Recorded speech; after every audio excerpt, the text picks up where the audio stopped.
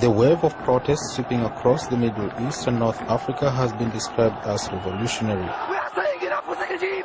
This is a corrupt regime! We are saying enough for this regime! Whether this is an accurate description of what is taking place remains to be seen, and depends upon how you define a revolution.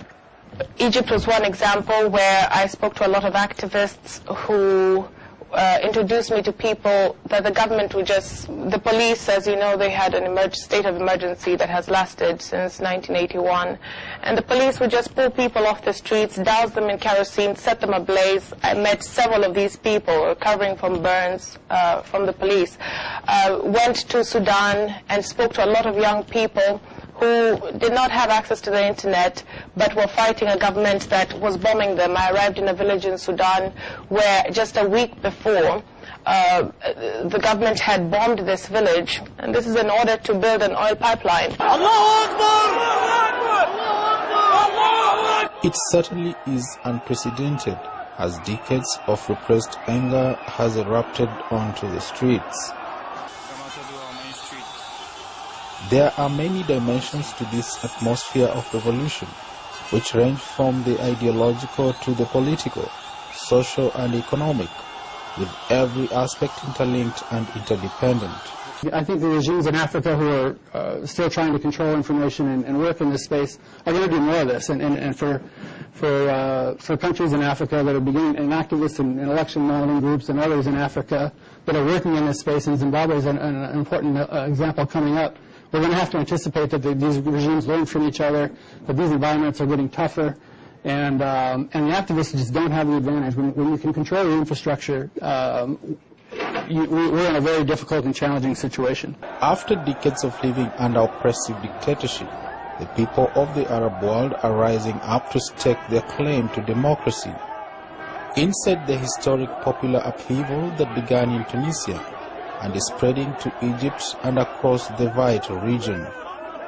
I've read things saying that if not for Facebook and Twitter, there would have been no revolution or no uprising in Egypt, or at least not a successful one.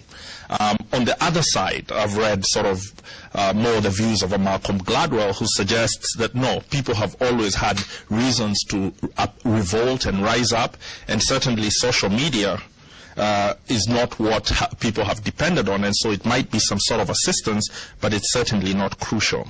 These autocratic governments are now limiting phone and internet access in a bid to contain the information flow outside their territory. But the internet has never faced anything like what happened in Egypt, when the government of a country with 80 million people and a modernizing economy cut off nearly all access to the network and shut down cell phone services. You may be able to control 95% of your internet users in your country, but there's going to be a certain percentage of the population that figures out how to get around things, that figures out how to communicate. People have a fundamental desire to communicate, and the internet is not a panacea, but it's made that it's helped people realize that desire in a way that they had never been able to do that before.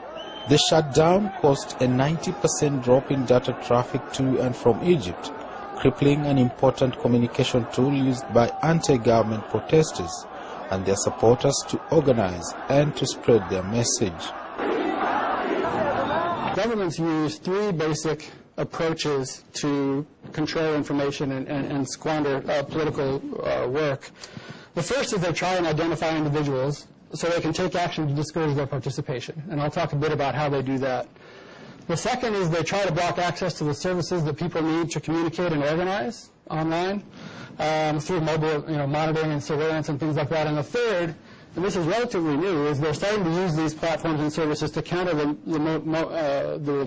movements with direct propaganda. So they're actually infiltrating and getting involved in the social media.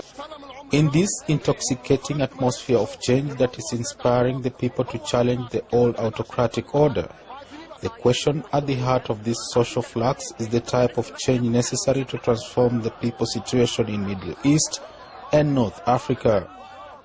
We have other regimes that are not pressing buttons to put them off, to switch off the internet, but really are doing things such as crowdsourced censorship that are being much more subtle in the way they approach the internet. This question will determine the future of scientific research in the region, because revolutions by their nature create new thinking and systems. I'm very confident that that despite the autocrats trying to find ways to control this space, there's still, it's not like we're living in a virtual world entirely. There's still the non-virtual world, and people will find ways to get around this. We've seen the steady march from, people fighting against slavery, people fighting against colonialism, people fighting against the single-party states in Africa. So this is just a new wave. The question is whether we are seeing a revolution that will present a new era of science and technology in the Arab world, or will it perpetuate the underachievement of science in the Arab world for over 2 centuries?